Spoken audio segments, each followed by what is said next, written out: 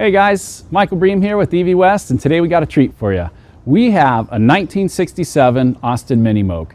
This car is a cult classic. British Motor Company designed this car in the late 50s and went into production in the 60s. And if you can believe it, they actually wanted to make this thing into an army vehicle. They took it out and apparently low-sided the thing several times. It had really low ground clearance.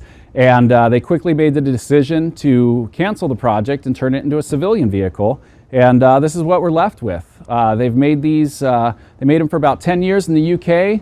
They shifted production over to Australia, made them up until about 1981 in Australia, and then actually took production to Portugal, where it eventually ceased production in 1993. There's still a ton of these around. They're extremely popular in resort destinations all over the Caribbean and I mean essentially all over the world. This one, like most of them, was painfully underpowered, had a little 800cc motor in it. So we did what we do best here at EV West. We put an electric motor in it, just full of torque, just tons of power up the hills. You can just about spin the tires anywhere you want. And we're going to take you for a little ride. We're going to show you the motor and just kind of give you a quick overview of what we did to this fine little vehicle we got here. Let's check it out. Okay, so here's a quick overview of our motor compartment. Up front here we have a little 10-cell pack. We have another 24 in the rear for a total of 34 cells. 11 kilowatt hours of energy, so it'll take this customer about 40 to 50 miles. Of course, we got the Curtis 1238 7601, wonderful controller. Probably a little bit too much power for this, but too much power is not really in our vocabulary, so we'll just ignore that.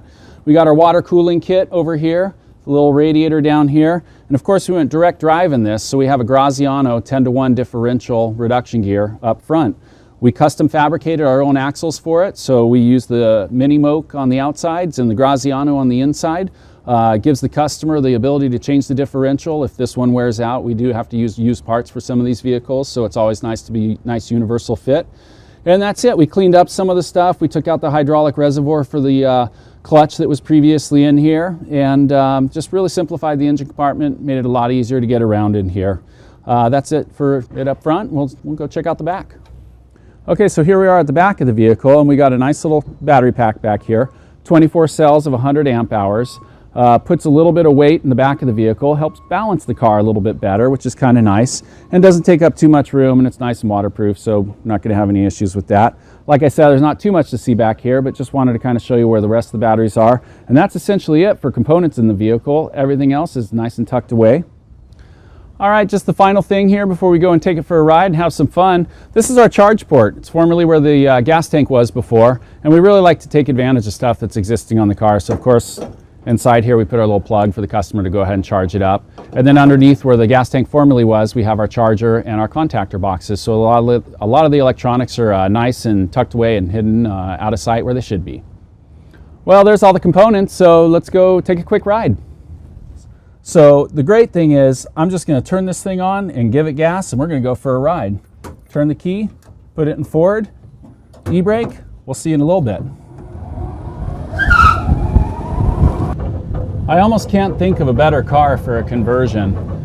Nice open top car, you know, you're exposed to the elements and you hear every little noise around you, so it's especially nice to have a car like this where you don't have a lot of exhaust noise. And of course the smell, because the air is just kind of all around you. So I think I need to personally deliver this car down to the Caribbean and make sure it does okay.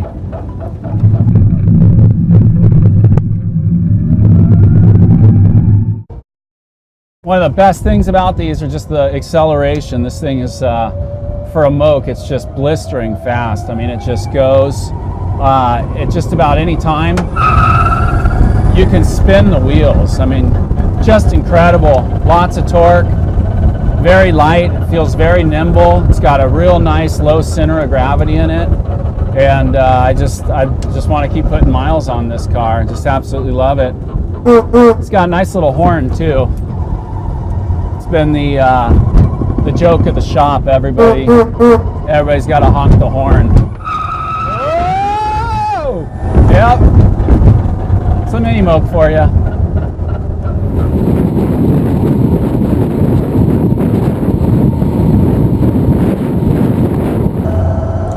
So another neat thing is we can program this for just about any power level. So before we deliver it to the customer, we'll actually give him a couple different power levels so he can drive it much more mellow. He doesn't have to worry about spinning tires or any of that stuff. And we'll actually give him a really high regen rate, so it'll be nice and easy to stop the vehicle going down really steep hills. Some of these older vehicles don't have the best brakes in the world. They usually have drums instead of discs. And so it's nice to have the added benefit of the regeneration from the motor. I'm going to go ahead and demonstrate that for you. And what I'm going to do, I'm going to accelerate a little bit here. We'll bring it up to about 30, and then I'm just going to let off the gas and don't apply any brake. And you can actually see how quickly this decelerates. So I'm doing about 35. I'm going to let off the gas, and look at that. It just comes right down to a stop. No braking whatsoever. So with a little bit of additional brake pedal, you're going to have excellent stopping distance in this thing.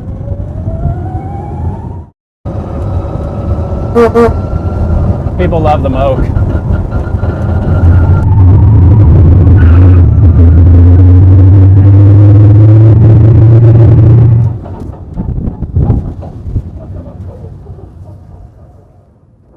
Wow, what a blast.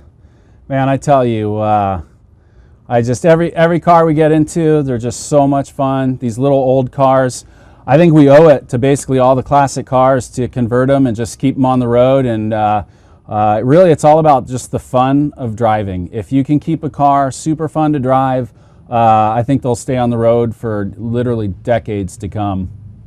That about wraps it up for us today. I'm Michael Bream with EV West, and give us a call, give us an email, share your story, tell us what classic car you'd convert, because there's plenty of classics out there, and we want to convert them. We'll see you next time.